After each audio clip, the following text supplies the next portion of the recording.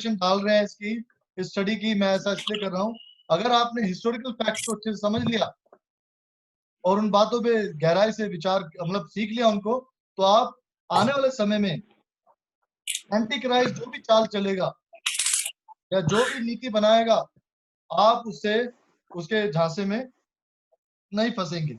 इसलिए please bear with me, and जो facts हम लोग स्टडी कर रहे हैं उन पे आप गौर कीजिए। मेरे पास इसके ऊपर एक पूरी किताब है लिखी हुई इंग्लिश में, अगर आप कहेंगे तो बुक मैं आपको भेज दूंगा, उस बुक के बारे में, उस बुक में आप पढ़ सकते हैं। यहाँ पे दो ही चीजें सीख रहे हैं हम लोग। पहली चीज, जो प्रोटेस्टेंट पहले कैथोलिक चर्च का विरोध कर रहे थे, अब वो कैथोलिक चर्च के दोस्त कैसे बन गए, इसके बारे में सीख रहे हैं हम लोग। 1400 एडी से लेके 1800 एडी तक इसी बात पर रिसर्च चलती रही, इसी बात के ऊपर लोग अध्ययन करते रहे कि कैथोलिक चर्च या जो पोप है वो एंटी क्राइस्ट है, और बहुत सारे चर्चिस ने उन पर उंगली उठाई। और 1517 में हम जानते हैं कि ऑलरेडी प्रोटेस्टेंटिज्म का जन्म हो चुका था। मार्टिन लूथर ने प्रोटेस्ट करके, विरोध करके उस कैथोलिक चर्च का छोड़ दिया था, और बहुत सारे चर्चिस कैथोलिक चर्च से निकल गए।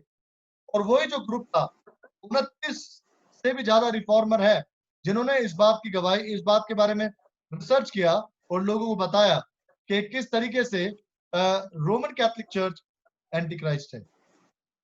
अब सवाल ये खड़ा होता है कि कुछ सालों बाद जब हम आगे बढ़ते हैं इस अध्ययन के अंदर, तो यही जो लोग थे अब रोमन कैथोलिक चर्च के साथ मित्रता करना चाहते हैं। क्या करना चाहते हैं? दोस्ती करना चाहते हैं, ये एक होना चाहते हैं।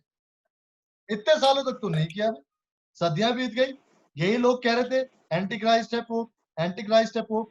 अगर आप 19 पद पढ़े तो इन्होंने इस लाइन को पकड़ा। अब आप पढ़िए 19 पद। वे निकले तो हम ही में से, पर हम में के थे नहीं। हाँ क्योंकि यदि वे हम में के होते तो हमारे साथ रहते, हाँ पर जी, निकल इसलिए गए हाँ। कि यह प्रकट हो कि वे सब हम में के नहीं हैं। अच्छा, 18 पद की पहली लाइन पढ़िए, 18 पद। हे लड़कों, यह अंतिम समय है, हाँ, और जैसा तुमने सुना है कि मसीह का विरोधी आने वाला है। आने वाला है, बस बस बस, यह रुक जाइए। आने वाला है, इसका मतलब क्या है? फ्यूचर। इसका मतलब क्या है? फ्यूचर। फ्यूचर। तो हम लोग दो मेथड के बारे में सीख रहे हैं, हिस्टोरिसिज्म एंड फ्यूचरिज्म। तो अब इन चर्चेस ने, इन स्कॉलर्स ने, इन सो कॉल्ड रिफॉर्मर्स ने, what they did actually, they left that view of historicism. For these many years they have been opposing. इतने सालों तक ये लोग विरोध कर रहे थे रोमन कैथोलिक चर्च का। क्या कह रहे थे? एंटी क्राइस्ट है ये, एंटी क्राइस्ट है। Actually that is true, biblically that is true. लेकिन यहाँ पर सवाल हम लोग जो डिस्कस कर रहे हैं, ये कह रहे हैं अचानक से इन्होंने मेथड बदल क्यों लिया? ठीक है ना? अभी अब इन्होंने क्या किया, हिस्टोरिसिस मेथड छोड़ दिया, और हिस्ट्री इस बात की गवाह है। पर इनकी इतनी सारी किताबें, इनके इतने सारे कन्फेशन स्टेटमेंट जो कि हिस्ट्री में रिकॉर्डेड है, लिखे गए इनके द्वारा, बहुत सारे बड़े बड़े स्कॉलर्स हैं इसके अंदर, मेन लाइन चर्चिस के स्कॉलर्स हैं। जॉन वेस्ली का भी नाम है इसमें। Who is that? John Wesley. Even अगर आप स्टडी करोगे, आपको बिली ग्रैम के बारे में भी मिलेगा इसमें। बिली ग्रैम जो कि a very prominent preacher, an evangelist of United States of America। आपको मालूम है ना बिली ग्रैम कितनी Yes, sir. जबरदस्त उसकी हिस्ट्री है इवेंजलिज्म के मामले में। इसमें जॉन वेस्ली, बिली ग्रैम और भी बहुत सारे प्रोमिनेंट प्रीचर्स हैं जो मेन लाइन चर्चिस के लीडर्स हैं, फाउंडर हैं। उन्होंने अपने कन्फेशन स्टेटमेंट दिए हैं इसमें कि we accept, we identify Roman Catholic Church or Pope as an individual or whatever in a group is what? Antichrist, Antichrist। तो यह आप देख सकते हैं कि इतने सालों तक ये लोग क्या करते रहे, हिस्टोरिसिस मेथड को इन्होंने माना, और हिस्टोरिसिस मेथड से ही इन्होंने रिसर्च करके बताया कि हु इज एंटी क्राइस्ट। इन्होंने आइडेंटिफाई किया कौन से मेथड से? हिस्टोरिसिस मेथड से। क्या आइडेंटिफाई किया इन्होंने कि जो पहला थिस्सलुनीकियों में है वो मसीह विरोधी है, पहला यूहन्ना में जो दे रखा है पाप का पुरुष, वो मसीह विरोधी है। रेवलेशन 13 अध्याय में जो दे रखा है सेकंड बीस्ट, वो मसीह विरोधी है। ठीक है। रेवलेशन 17 में जो हार्लेट एक वेश्या के बारे में, वो मसीह विरोधी है। मत्ती 24 बाब अबोमिनेशन ऑफ डेसोलेशन, मसीह विरोधी है। पहला दूसरे थिस्सलुनीके 2 अध्याय के 4 का 12 मैन ऑफ सिन, मसीह विरोधी है। उसके बाद दानियल 11 का 6 जो किंग ऑफ नॉर्थ है, वो मसीह विरोधी है। तो यहाँ हम देख सकते हैं कि किस तरीके से ये जो सारी चीजें यहाँ पे बताई गई है, ये हिस्टोरिसिस मेथड से बताया गया है। लेकिन जब आप पहला यूहन्ना 2 के 18 पढ़ते हैं कि आने वाला है, तो ये लोग क्या कहते हैं कि अभी तक मसीह विरोधी आया नहीं है। Correct.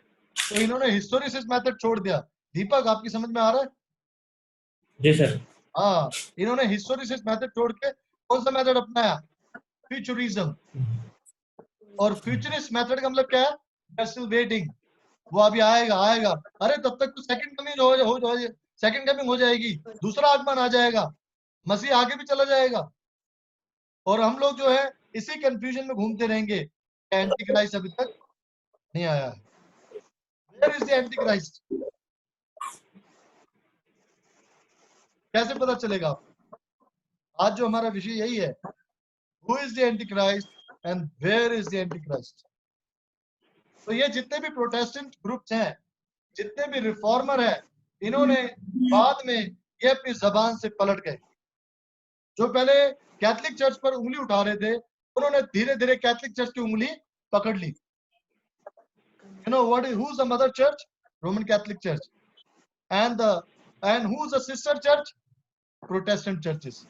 Am I right? Mother church कौन है? Roman Catholic church. और सिस्टर चर्चेस कौन है? Protestant groups. जितने भी प्रोटेस्टेंट ग्रुप है, मैं उनके नाम आपको बता सकता हूँ। Presbyterian, Anglican, Baptist, Methodist, all. और भी हैं। अभी 300 से भी ज्यादा है चर्चेस जो मेन लाइन चर्चेस कहलाते हैं। अब ये धीरे धीरे क्या कर रहे हैं? जो पहले विरोध कर रहे थे 1400 एडी से लेके 1800 एडी तक, अब ये उसकी उंगली पकड़कर चलना चाहते हैं। If you know about WCC, what is WCC?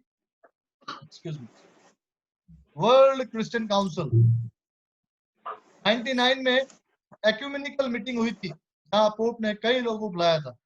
2014 में भी saint Joseph church of America में रोमन कैथोलिक चर्च के एक बहुत बड़े मीटिंग को किया गया था, कन्वेंशन हुई थी वहां पे। वहां लिखा है 250 से भी ज्यादा चर्चेस, मेन लाइन चर्चेस के लोग आए थे। They want to stand with Catholic now. वो उसका हाथ, उसकी उंगली पकड़ के चलना चाहते हैं। अगर आप, एक राइटर है जिसका नाम है जॉन करके है, जॉन ओ ब्रायन, एक राइटर है जॉन ओ ब्रायन। उसने लिखा है कि प्रोटेस्टेंट चर्च एक ऐसे भागे घर, जैसे एक लड़का घर से भाग जाता है, घर छोड़ के चला जाता है, अपनी माँ को छोड़ के चला जाता है बचपन में, लेकिन अपनी माँ की फोटो अपनी जेब में लेके जाता है। तो यानी उसको जब भी वो बड़ा हो जाए, याद आए, तो फोटो देख सकता है कि मेरी माँ कौन है। तो John O'Brien is writing in one of his very prominent writing, Protestant church is like a small boy who ran away from home long ago and now he's coming back. What I'm trying to say, मैं क्या कहना चाह रहा हूं कि Protestant church एक घर छोड़कर जाने वाले बच्चे की तरह है, और वो अब वापस आ रहा है। अगर सारे प्रोटेस्टेंट चर्च कैथोलिक के साथ जुड़ जाएंगे तो बचा क्या? प्रोटेस्टेंटिज्म इज ओवर, विरोध खत्म। क्योंकि अगर आप 2014 का वीडियो देखेंगे टोनी पामर का, आप इसको टाइप कर सकते हैं ऑन यूट्यूब, टोनी पामर, आप टाइप कीजिए, वहां पे उसका एक वीडियो है। उसने अपने वीडियो में बताया है, 99 में भी उनका एक वीडियो है टोनी पामर का, जिसमें उसने बताया कि the protest of Martin Luther is over now after how many years? 500 years. 500 साल तक वो प्रोटेस्ट चला। मैंने आपको बताया 1800 तक ये सब चलता रहा। तो 1400 1800 कितना टाइम पीरियड हो जाता है ना? 15 16 17 18 500 14 15 16 17 18, हाउ मेनी इयर्स? 500 इयर्स। 500 साल तक प्रोटेस्ट चला। उसके बाद प्रोटेस्ट क्या हो गया? खत्म। और वो दोनों क्या हो गए, एक हो गए। कौन? अब एक होने शुरू हो गए हैं। उन्होंने एक डिक्री साइन की है, जिसमें सबसे पहले जो डिक्री साइन किया वो एंग्लिकन चर्च ने किया है। अभी एंग्लिकन चर्च की ब्रांचेस तो इंडिया में भी बहुत सारी है, आपको पता है, बहुत सारे एंग्लिकन चर्च हैं इंडिया में। इनका मेन लाइन चर्च इंग्लैंड में है एंग्लिकन का। और उसके बाद दूसरा वो साइन किसने किया, मेथोडिस्ट ने। तो जो इनके जो हेड ऑफिस हैं वहां, जहां अलग अलग कंट्री में, जब वहां से ऑर्डर्स आएंगे, they all will join, they will join. बहुत सारे इंडिया में तो कई चर्चेस को भी पता भी नहीं इस बारे में कि वो अब प्रचार कर रहे हैं एंटी क्राइस्ट का, कि पोप है पोप है, थोड़े दिन बाद वो उसी को ज्वाइन कर लेंगे। यानी यार they are still ignorant about the god. उनमें से बहुतों को पता नहीं इस बारे में भी। WCC एक एक्यूमेनिकल काउंसिल है, वर्ल्ड क्रिश्चियन काउंसिल, जिसका हेड कौन है, पोप। और वो चाह रहा है कि मेरे बच्चे जो मुझसे बिछड़ गए वो वापस मेरे पास आ जाए। कौन चाहता है ऐसा, पोप। तो आप मेरी बात समझने की कोशिश कीजिए कि पहले इतने बड़े ग्रुप ने, रिफॉर्मर्स एंड प्रोटेस्टेंट, वो पहले उसके विरोधी थे, और अब 1800 AD के बाद वो उसके क्या बन रहे हैं, उसके सहपाठी बन रहे हैं, उसके हितैषी बन रहे हैं। और ये प्रोफेसीज के अकॉर्डिंग है। इसलिए आपने पहला यूहन्ना 2:19 में पढ़ा कि वो हम में से ही निकले हैं, हम में से थे नहीं। आगे जाके आप उसके बारे में और भी बहुत सारी चीजें हैं, जबकि हिस्टोरिसिज्म के according that is true. King of north is anti Christ, and who is that, pope. क्योंकि 538 से लेके 1798 तक जो पावर दी गई है, जितनी भी पावर दी गई है एंटी क्राइस्ट के बारे में, वो सारी पावर किसने प्रैक्टिस की है, रोमन कैथोलिक चर्च ने, भविष्यवाणी के अकॉर्डिंग पोप ने। और वो सारी ट्रू है, पर ये प्रोटेस्टेंट ग्रुप अब उसको छोड़ना चाह रहे हैं। They want to leave the historicism method and they want to be with the futurist method. They want to live with the futurism. इस बारे में हम लोग सीख रहे हैं। और आने वाले समय में क्या होगा, ये दोनों ग्रुप एक हो जाएंगे। सिस्टर वाइट ने लिखा है ग्रेट कंट्रोवर्सी में, मेरे को पेज नंबर याद नहीं है, लेकिन उसकी राइटिंग्स में अगर आप ग्रेट कंट्रोवर्सी पढ़ते हैं, वहां लिखा हुआ है this 3 groups will be one. कौन से 3 group, Roman Catholic church, Protestant churches, and third is spiritualist. तीसरा ग्रुप कौन है, spiritualist. Now we are living in the period of spiritualism. ये तीनों ग्रुप एक हो जाएंगे, Protestant, Catholic and spiritualist. Protestant, who are the Protestant, they are the futurist now. और Roman Catholic church तो दोनों मेथड जानता है, लेकिन वो अपने उस रिलीजियस सत्ता को कभी नहीं छोड़ेगा, and that is because of Satan. उनका सबका गुरु कौन है, शैतान। ये उसके नुमाइंदे हैं, ये उसके रिप्रेजेंटेटिव हैं। और धीरे धीरे वो दुनिया के अंदर एक नई चीज फैला रहे हैं, फ्यूचरिज्म। मींस अभी तक एंटी क्राइस्ट नहीं आया है, जबकि antichrist is living very much on the planet earth by doing all this things, all the powers, all the characteristics we can see. हम लोग जो देख रहे हैं, जितने भी कैरेक्टरिस्टिक्स हैं, जो उसकी चरित्र विशेषताएं हैं, वो रोमन कैथोलिक चर्च में हम देख सकते हैं, क्योंकि वो पूरी कर रहा है। तो मेरा कहने का मतलब ये है कि जो फ्यूचरिस्ट मेथड है, वो हमें हमारे मकसद से दूर ले जा रहा है। हमें हिस्टोरिसिस्ट मेथड को ही अपनाना है और उसको सीखना है, जानना है कि एंटी क्राइस्ट कौन है। ये बात बदली नहीं है अभी तक भी। जो हमने टेक्स्ट पढ़े हैं एंटी क्राइस्ट के बारे में, वो वहीं लिखे हुए हैं। And Roman Catholic church, pope जो है, वो एंटी क्राइस्ट का काम करता है। आज परमेश्वर के मंदिर में बैठ के अपने आप को पूज्य कौन कहलाता है, वो।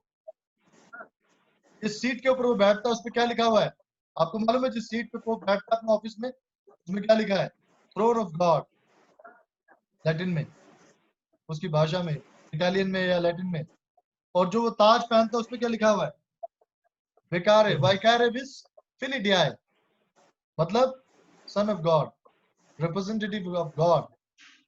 बाइबल के अनुसार परमेश्वर के और हमारे बीच में एक ही बिचवई है, कौन, पोप, नो, मसीह, क्राइस्ट। हमारे बीच में जो मिडल मैन है, जो मध्यस्थ है, वो कौन है? Jesus Christ on the cross. वो हमारे बीच में है।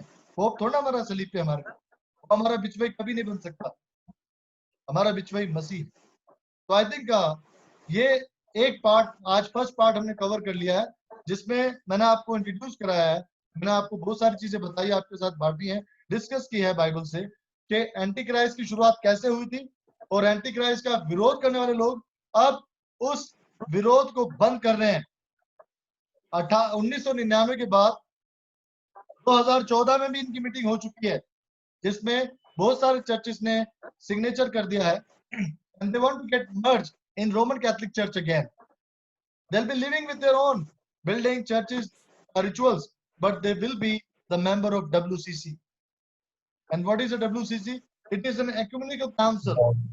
Ecumenical council का मतलब होता है a body which represents the entire government of Catholic Church.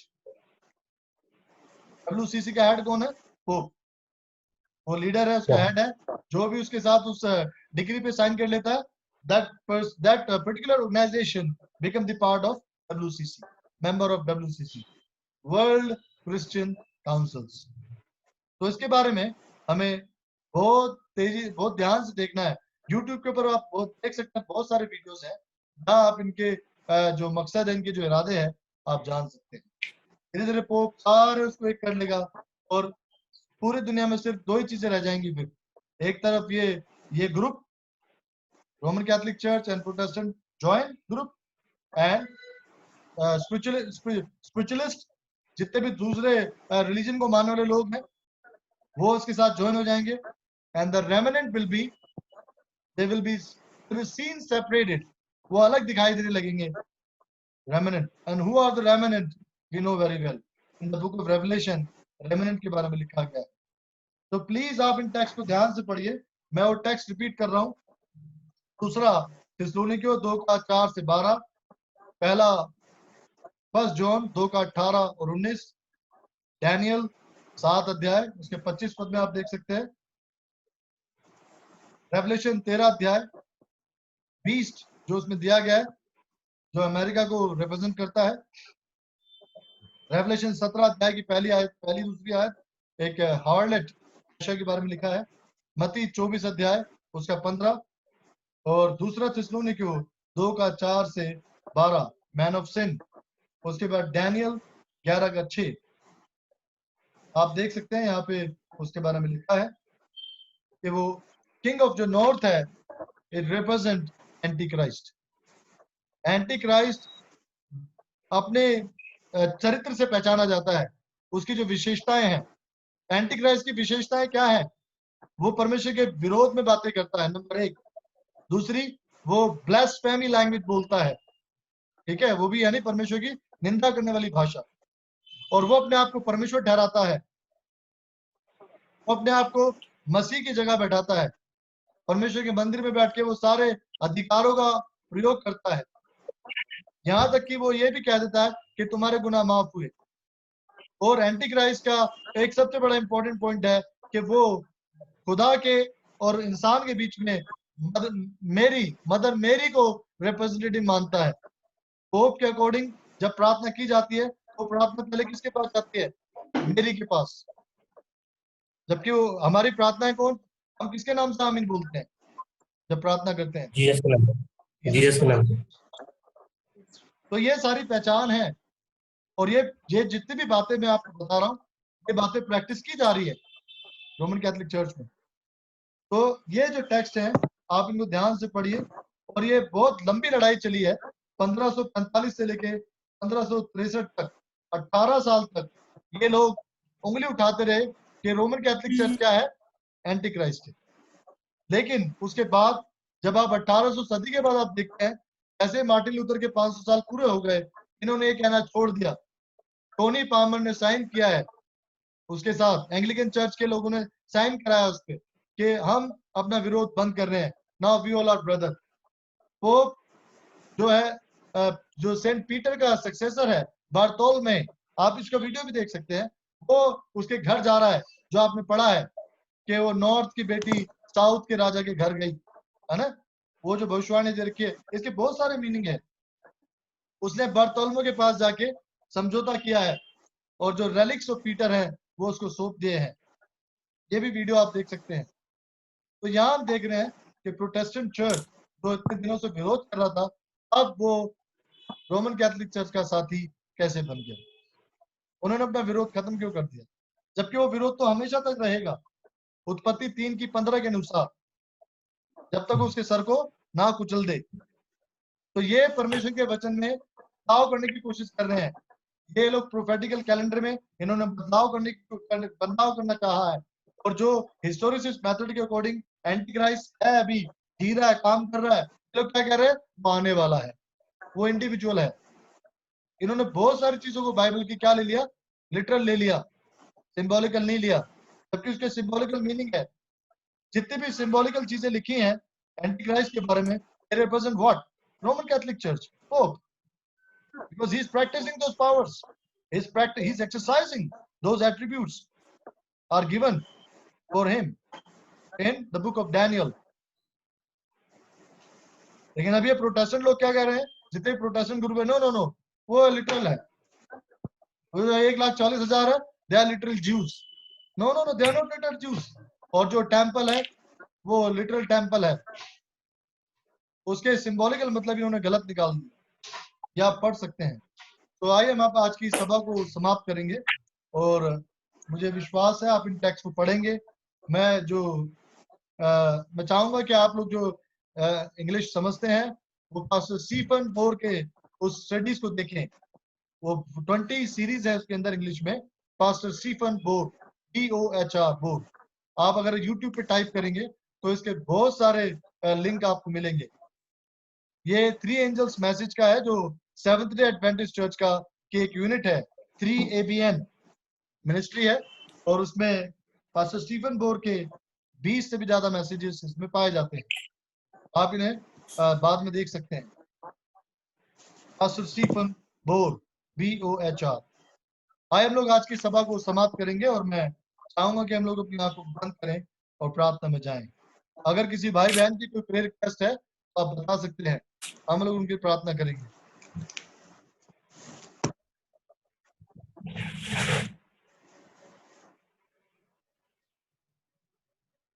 किसी की कोई प्रेयर रिक्वेस्ट नहीं है तो हम लोग प्रार्थना में जाएंगे। सामर्थ्य जीवित महान परमेश्वर पिता, हम तेरे नाम की महिमा करते हैं प्रभु जी। एक बार फिर से धन्यवाद दिया चाहते हैं तेरी आशीषों के लिए, तेरे प्यार के लिए। महान ईश्वर, आज जितने भी लोगों ने हमने तेरे अध्ययन को किया है एंटी क्राइस्ट के बारे में, तू हमारा सहायक हो।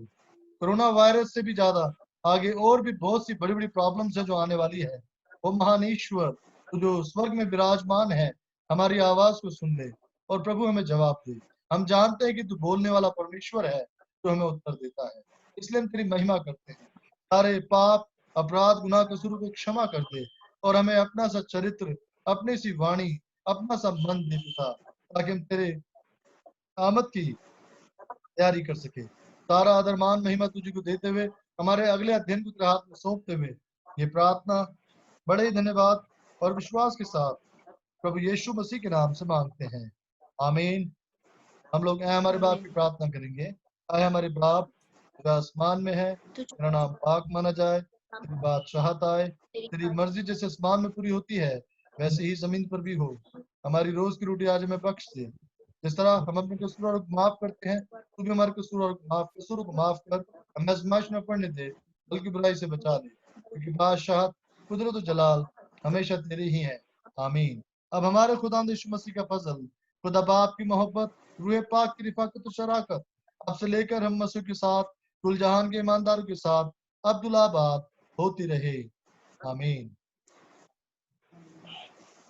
आप सभी को हैप्पी सैबत। परमेश्वर आप सबको हैप्पी आशीष दे। सैबत। प्लीज जितनी भी बातें मैंने आपको बताई है, मैं बहुत जल्द इसको एडिट करने के बाद ये रिकॉर्डिंग आपके पास भेजूंगा। मैंने जो लिंक आपको बताया है, प्लीज आप उनको पढ़िए ताकि आपके पास इसकी डिटेल आ जाए। परमेश्वर आप सबको आशीष दे। God bless you.